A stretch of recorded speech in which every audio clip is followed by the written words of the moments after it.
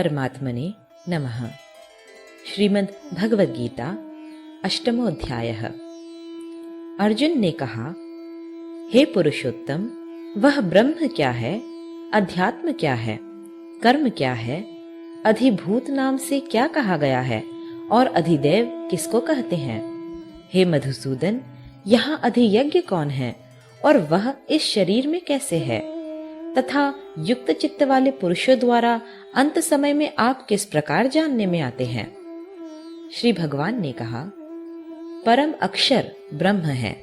अपना स्वरूप अर्थात जीवात्मा अध्यात्म नाम से कहा जाता है तथा भूतों के भाव को उत्पन्न करने वाला जो त्याग है वह कर्म नाम से कहा गया है। उत्पत्ति विनाश धर्म वाले सब पदार्थ अधिभूत हैं। हिरण्यमय पुरुष, जिनको शास्त्रों में सूत्रात्मा, हिरण्यगर्भ, प्रजापति, ब्रह्मा इत्यादि नामों से कहा गया है, अधिदेव हैं। और हे देहधारियों में श्रेष्ठ अर्जुन, इस शरीर में मैं वासुदेव ही अंतर्यामी रूप से अधियज्ञ हूँ। जो पुरुष अंतकाल में मुझको ही स्मरण करता हुआ शरीर को त्याग कर जाता है, वह मेरे साक्षात स्वरूप को प्राप्त होता है, इसमें कुछ भी संशय नहीं है। हे कुंती पुत्र अर्जुन, यह मनुष्य अंतकाल में जिस जिस भी भाव को स्मरण करता हुआ शरीर का त्याग करता है, उसको ही प्राप्त होता है, क्योंकि वह सदा उसी भाव से भावित रहता है। इसलिए हे अर्जुन, तू सब समय में निरंतर मेरा स्मरण कर और युद्ध भी कर। इस प्रकार मुझ में अर्पण किए हुए मन बुद्धि से युक्त होकर तू निस्संदेह मुझको ही प्राप्त होगा। हे पार्थ, यह नियम है कि परमेश्वर के ध्यान के अभ्यास रूप योग से युक्त, दूसरी ओर न जाने वाले चित्त से निरंतर चिंतन करता हुआ मनुष्य परम प्रकाश रूप दिव्य पुरुष को अर्थात परमेश्वर को ही प्राप्त होता है।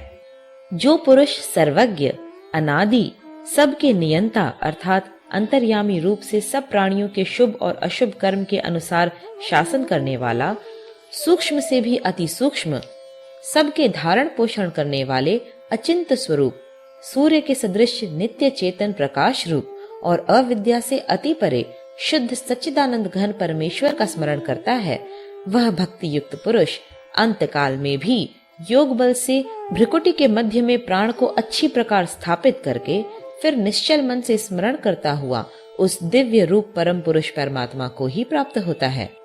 वेद के जानने वाले विद्वान जिस सच्चिदानंद घन रूप परम पद को अविनाशी कहते हैं, आसक्ति रहित यत्नशील सन्यासी महात्मा जन जिसमें प्रवेश करते हैं और जिस परम पद को चाहने वाले ब्रह्मचारी लोग ब्रह्मचर्य का आचरण करते हैं, उस परम पद को मैं तेरे लिए संक्षेप से कहूंगा।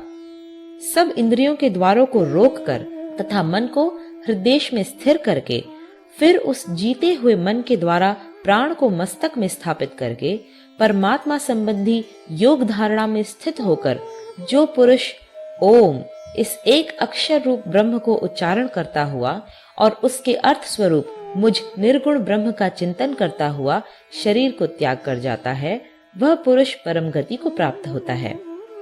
हे अर्जुन, जो पुरुष मुझ में अनन्य चित्त होकर सदा ही निरंतर मुझ पुरुषोत्तम को स्मरण करता है, उस नित्य निरंतर मुझ में युक्त हुए योगी के लिए मैं सुलभ हूँ, अर्थात उसे सहज ही प्राप्त हो जाता हूँ। परम सिद्धि को प्राप्त महात्मा जन मुझको प्राप्त होकर दुखों के घर एवं क्षण भंगुर पुनर्जन्म को नहीं प्राप्त होते। हे अर्जुन, ब्रह्मलोक पर्यंत सब लोग पुनरावर्ती हैं, परंतु हे कुंती पुत्र, मुझको प्राप्त होकर पुनर्जन्म नहीं होता, क्योंकि मैं कालातीत हूँ और ये सब ब्रह्मादि के लोग काल के द्वारा सीमित होने से अनित्य हैं। ब्रह्मा का जो एक दिन है उसको 1000 चतुर्युग तक की अवधि वाला और रात्रि को भी 1000 चतुर्युगी तक की अवधि वाला जो पुरुष तत्व से जानते हैं, वे योगी जन काल के तत्व को जानने वाले हैं। संपूर्ण चराचर भूतगण ब्रह्मा के दिन के प्रवेश काल में अव्यक्त से अर्थात ब्रह्मा के सूक्ष्म शरीर से उत्पन्न होते हैं और ब्रह्मा की रात्रि के प्रवेश काल में उस अव्यक्त नामक ब्रह्मा के सूक्ष्म शरीर में ही लीन हो जाते हैं। हे पार्थ, वही यह भूत समुदाय उत्पन्न होकर प्रकृति के वश में हुआ रात्रि के प्रवेश काल में लीन होता है और दिन के प्रवेश काल में फिर उत्पन्न होता है।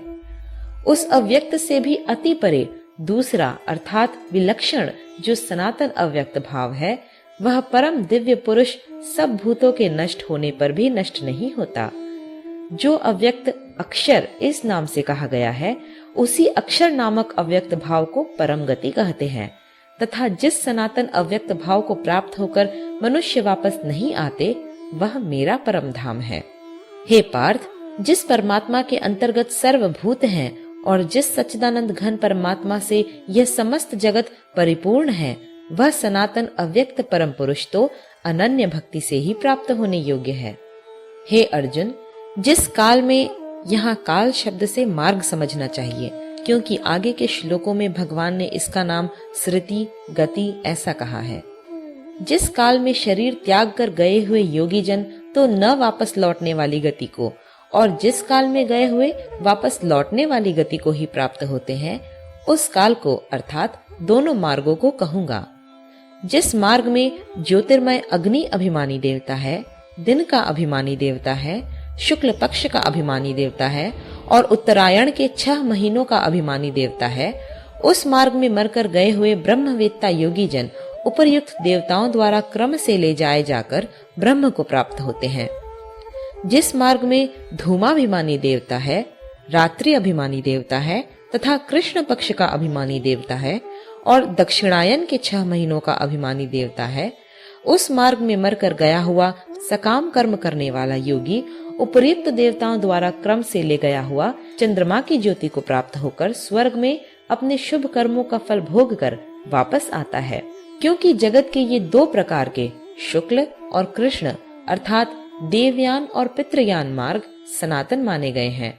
इनमें एक के द्वारा गया हुआ जिससे वापस नहीं लौटना पड़ता, उस परम गति को प्राप्त होता है और दूसरे के द्वारा गया हुआ फिर वापस आता है अर्थात जन्म मृत्यु को प्राप्त होता है।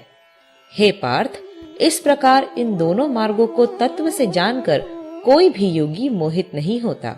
इस कारण हे अर्जुन, तू सब काल में समबुद्धि रूप योग से युक्त हो अर्थात निरंतर मेरी प्राप्ति के लिए साधन करने वाला हो।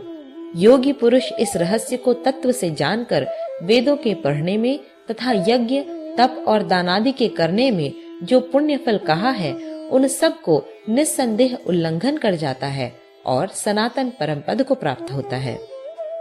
8वां अध्याय समाप्त।